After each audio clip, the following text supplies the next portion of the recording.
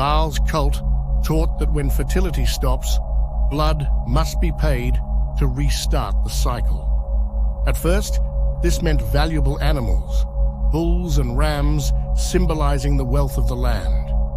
But in times of disaster, human lives were offered.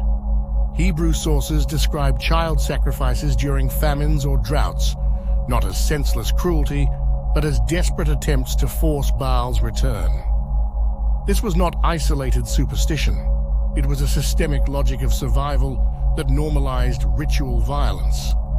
That logic shaped politics as well. Kings did not claim power by birthright alone, but by proving they had Baal's favor.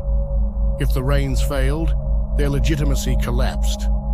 That made political authority an extension of his cult, and every agricultural crisis became a potential purge or religious war. To awaken Baal was to install a sacrificial operating system into society, where human life became the currency to keep order from collapsing.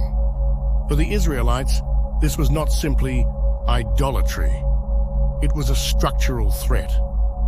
The story of Elijah on Mount Carmel, where he defeats 450 prophets of Baal, is not just about a miracle. It represents the destruction of a rival social technology. Yahweh promised continuity and stability. Baal demanded cyclical destruction to sustain life. The public eradication of his priesthood was a way of neutralizing a system that could have absorbed Israel from within. As Assyrian, Persian, Greek, and Roman empires absorbed Canaan, Baal's cult unraveled. Not because people forgot him, but because his model became incompatible with emerging monotheistic systems. Judaism, and later Christianity and Islam, rejected the idea that fertility required human sacrifice. Once that logic collapsed, Baal's infrastructure crumbled with it.